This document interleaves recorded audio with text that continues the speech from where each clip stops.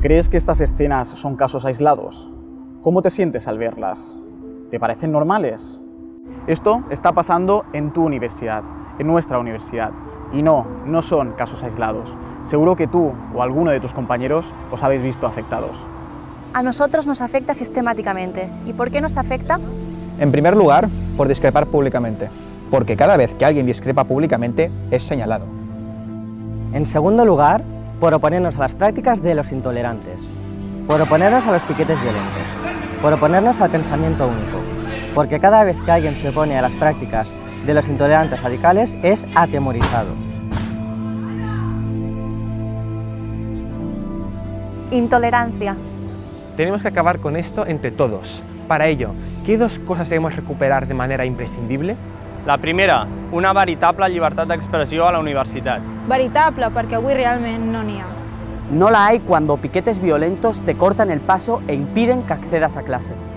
No n'hi ha quan decideixes no comentar determinats temes amb els teus amics per evitar tenir conflictes. No n'hi ha quan els ultranacionalistes posen la teva cara amb una diana.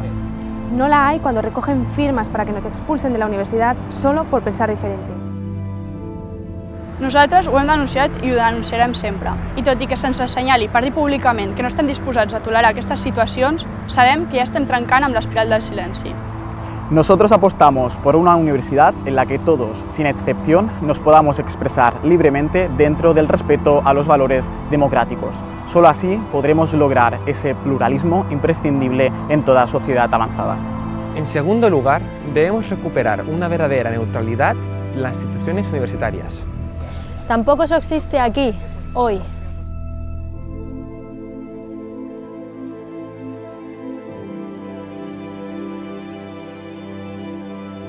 No la hay cuando la universidad, que tendría que ser de todos, se posiciona a favor del Pacto Nacional por el Referéndum. No la hay cuando la universidad decide callar frente al acoso por defender nuestras ideas. No la hay cuando la universidad te invita a manifestarte contra la supuesta represión del Gobierno de España. Nosotros apostamos por unos órganos universitarios plurales y verdaderamente académicos, que no se pronuncien sobre cuestiones partidistas para evitar así enfrentamientos entre nuestros compañeros. Perquè volem una universitat de tots i per tothom. Tots junts hem arribat molt lluny i amb tu serem imparables. Pensa-ho, és molt el que ens estem jugant.